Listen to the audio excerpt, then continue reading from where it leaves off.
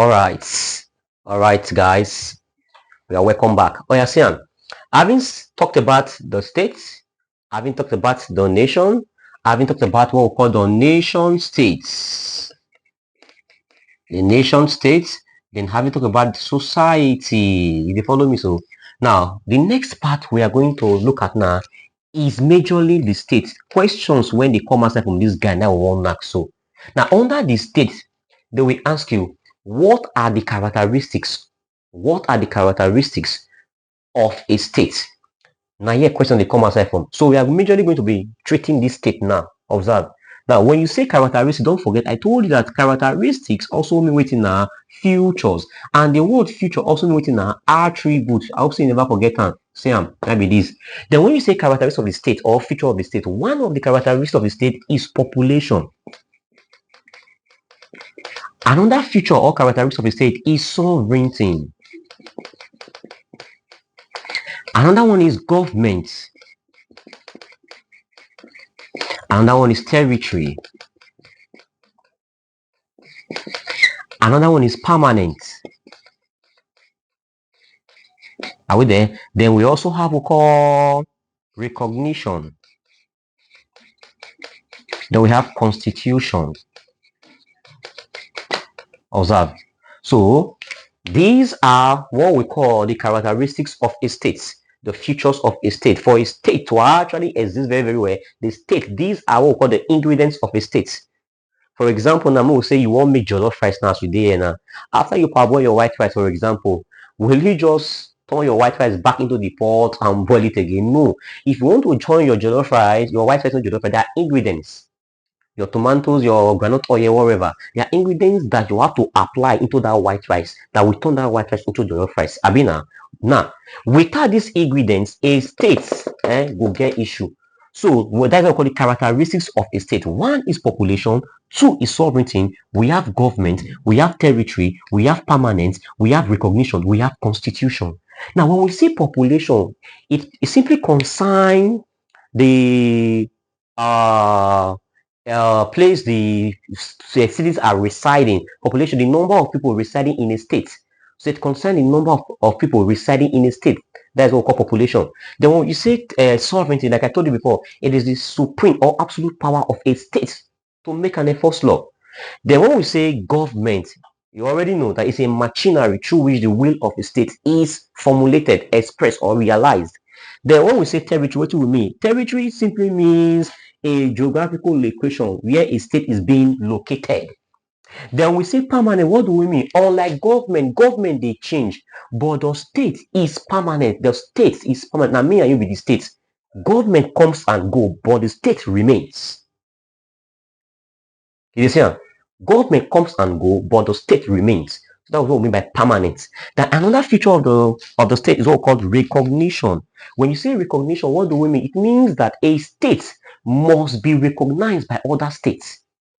When you say recognition, it means that a state must be recognized by other states internally and externally. Then we have what we call the constitution. The constitution is a legal document. The constitution is the legal document that guides a state.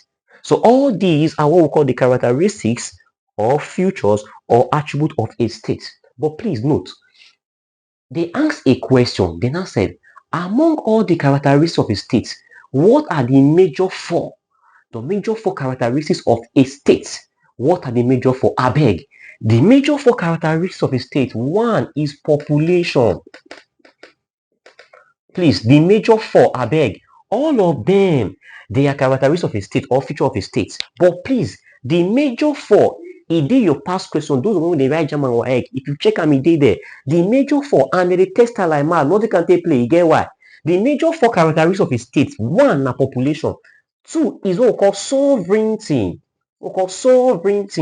Another one of it is what we call government. Then the last one is what we call territory. Class abeg, grammar. No go lose God for exam or see am. I know the major four. Yes, this was when they say pass for Abi, but they say inside that your area, another area they inside. So the major four characteristics of a state are population, sovereignty, government, and within our territory. Then make I shock you again. They now ask another question. Which of the following is the most important characteristics of a state? For inside this four now, which of them is the most important characteristics of a state? Oga Auntie, the answer na sovereignty. The major, the crucial, the most important characteristics feature of a state is called sovereignty. If you see this for example, the most important feature of a state is called sovereignty. The most important characteristics of a state is called sovereignty. Are we there? Are you following me, class? Or you see another class, observe this partner. Another thing you need to know, for a nation has almost all the attributes of a state.